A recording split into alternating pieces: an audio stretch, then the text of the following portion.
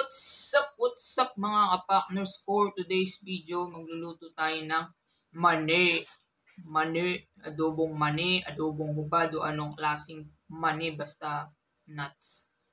It's a nuts. So, para malaman ninyo ang version ko sa paggawa ng nuts o mani, yun na. Panoorin nyo ito mula umpisa hanggang dulo mga kapakners. Watch this.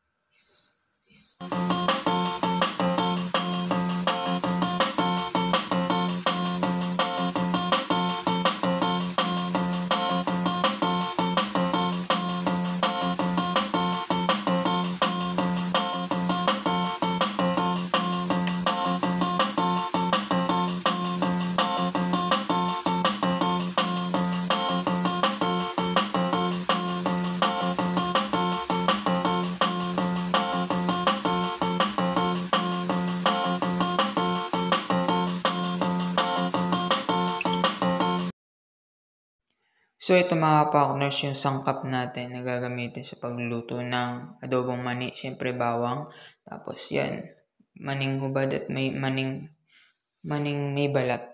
So yan mga partners, onti lang na oil yung nilalagay ko kapag nagluluto ako ng adobong mani kasi hindi kami nag-uulit ng mantika. Tinatapon na namin yan. Tulad kunwari, nagluto ko ngayon.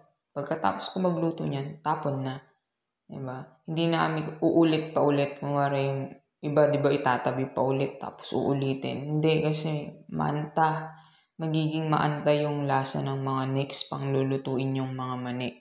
So yan, kaya onti lang para hindi din naman sayang, diba? Kung mas marami kaming lulutuin, mas madami din akong ilalagay na mantika. So, syempre, yung sakto lang na mantika para hindi din masyadong mamantika yung adobong mani natin at yung hubad, diba? So, yan, nagluto muna ako pinang-crispy ko muna ang ating garlic. Tapos, set aside natin yan kasi golden brown na. So, yung gagawin ko is dito lang sa bahay para kapag may pupunta, may kakainin. Pero yung pantinda namin, ganyan din. Pag nagluto ako, itatapon ko din yung mantika. Hindi ka na itatabi pa. Or hindi na namin din gagamitin pa sa mga luto-luto pa. Diba? Masama kasi yun yung, mantika, nagluto ka ngayon. Tapos pag may tira ka sa prito, itatabi mo. Iba na yun, trans fat na yun, diba? Kumbaga, tapon na dapat. Pagtapon ng mantika, lalagay namin sa isang container. Tapos tatakpan namin. So, dito naman sa subdivision, popost mo lang, sabihin mo meron kayong mga mantika na mga used oil. Merong kumukuha ng used oil. Tapos yung iba kasi nire-recycle yan, ginagawang sabon o kung ano, diba? At least napapakinabangan. Hindi na itatapon na sa kanal. Yung iba sa kanal, diba? Sa kanal nila tinatapon na masisira yung ating niyan. Kanal niyan mamumuo yan, tapos babara hanggang magkabaha. So yan, tapon natin ng maayos yung mga used oil natin. Huwag natin kung saan itapon. So yan mga partners, luto na natin yan. Yung minsan pag sa bahay, yung sa amin ni partners ni ating Yumikya, pag nagluluto ako, roasted nuts, hindi kami ng oil. Binubusa ko lang or ang tawag doon, ginigisa-gisa ko lang sa walang mantika na kawali. Pagkatapos nun, magpapatak lang ako ng mga 2 tablespoon na olive oil. Yun, solved na yun. Lulutong naman yun, hindi naman siya makunat. Kaya dapat maayos lang yung pagkabusa ninyo sa mani, diba? So yan, pagkatapos ng hubad, next na natin yung may balat, diba? Doon muna tayo sa hubad as next yung may balat. So yan mga partners, patuloyin natin. Naglalagay pala ako ng oil. Naglalagay ako ng tissue. Naglalagay ako ng tissue. So yun, si ate Yumik yan, nagalit yan kapag naglalagay ako ng tissue dun sa mani. Kasi nga, pag pinapatulo o lalagay yung tissue, galit siya kasi daw nadadry na daw yung oil. Di daw makapit yung salt. Diba? Pero syempre, kanya-kanyang trip. gusto ko pa rin maglagay ng tissue, di ba? Para hindi masyadong marami yung oil. Pero, i-ano lang natin konti yung oil, pero huwag masyadong kasi ngayon nga, hindi nga makapit yung asin. Di ba? Nagre-reklamo si Ate Mikya. Di ba? Hindi naman para sa kanya yan, nagre-reklamo pa. Yeah. So, yan, next na natin ang maning may balat. So, yan. I-ano lang natin yan. Hanggang mag-golden brown. So, pagkatapos niyan, mga partners, papalamigin lang namin yan. Tapos, i-repack na. So, ipapakita ko sa inyo yung procedure ng pag-repack namin yan. Hindi rin kami nagluluto niyan kapag hindi kami nagpapa-pre-order. Bago kami magluto, magpapa-pre-order muna kami para alam namin kung gaano karami yung lulutuin namin kasi hindi kami nag-i-stock niyan. Kumbaga, dapat, ang rules kasi namin is kailangan i-deliver yun sa mga customer namin ng bagong luto, di ba? So, kunwari, nagpa-pre-order kami ng Monday, Tuesday, kailangan aantayin namin na makuha lahat ng order. Yan na yung cut-off namin ng Tuesday ng gabi. Then, Wednesday, na yan, magluluto na kami kung magabilang na ni Ate yung Mikya kung ilan yung nag-order, yun na yung gagawin namin, di ba? So, magpapasobra lang kami ng konti para dito naman sa subdivision, mag-aalok din kami. Kasi sa marketplace, mas marami yung umu-order. So, yung mga pasobra namin, dito sa subdivision, dito kami nag-aalok. Kasi may mga bumibili din naman dito. Diba? Mas madali dito i-deliver. Kaya yun, kailangan eksakto lang para walang sobra. I mean, walang, kumbaga na-i-stock. Hindi kami nag-i-stock ng ganyan. Kasi nga, ang namin is kailangan laging bago yung pabibigay namin sa customer. Kahit yung mga pagkain namin, kung walang order, hindi namin lulutuin. Yun. Kaya yan, yung nagtitinda din kami ng merienda, kapag nagtinda kami, yun na, made to order. Kaya kung may order, dun lang lulutuin. Tapos, syempre, hindi pa tayo masisiraan or mapapanisan ng mga pagkain. Kasi, di ba, maganda nga, kapag may tira ka, syempre, hilaw pa yun. Itago mo lang sa freezer, di ba? Kaya, hindi yung pag niluto mo, tapos may tira, isipin mo sinong kakain. Lalo na kami, 2 lang kami sa bahay, di ba? Kapag may tira, isipin namin sinong kakain. Hindi naman kami, hindi kami masyadong palakain, lalo na yung mga tinda namin. Kasi nga, halos everyday mo nang nakikita, hindi ka na tatakam. Kasi paulit-ulit mo na yung ginagawa, paulit-ulit mo nang natitikman, di ba? Lalo pag nagluluto ka.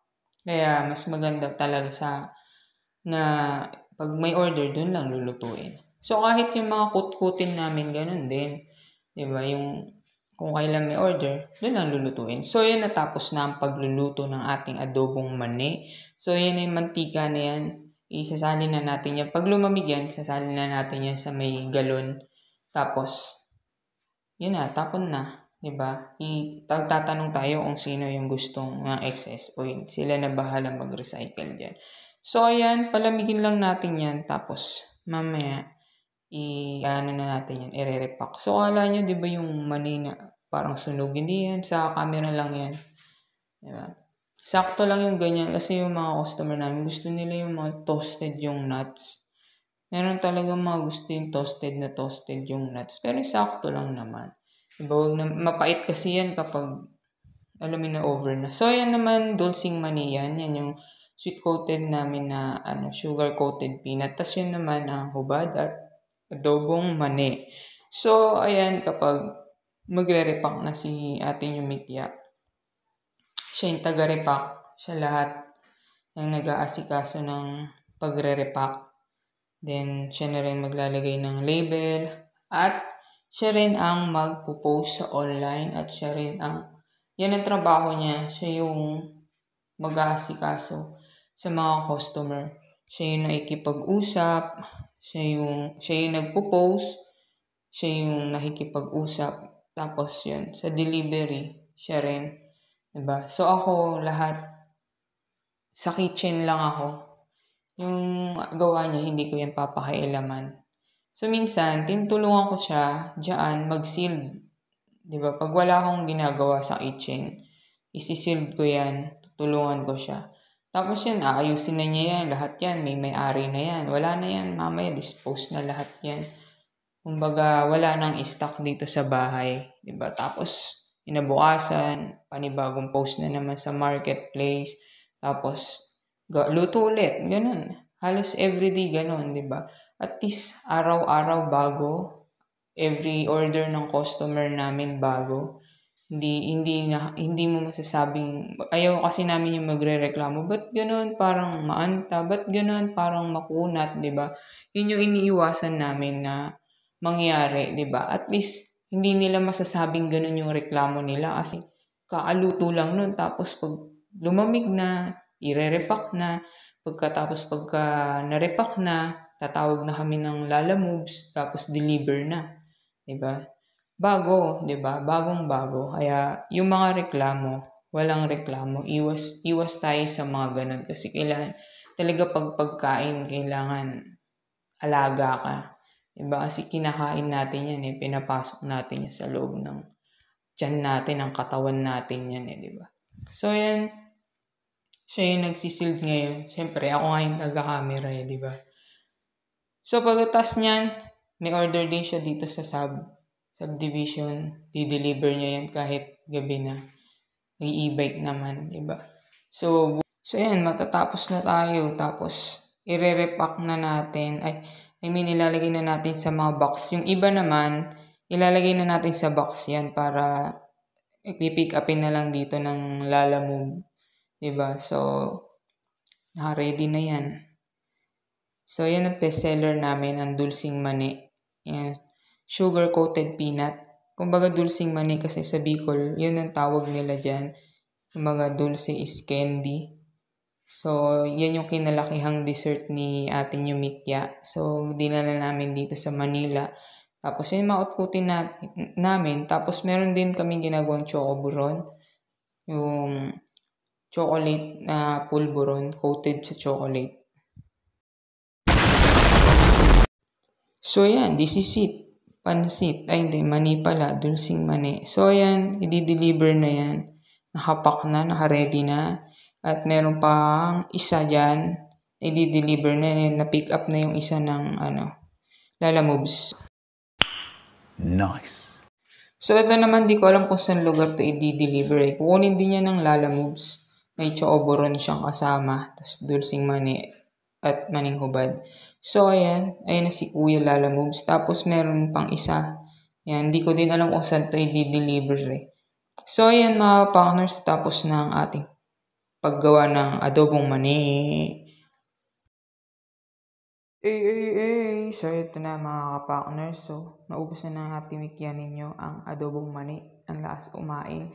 So, ang natira na lang ay yung maning hubad. Diba?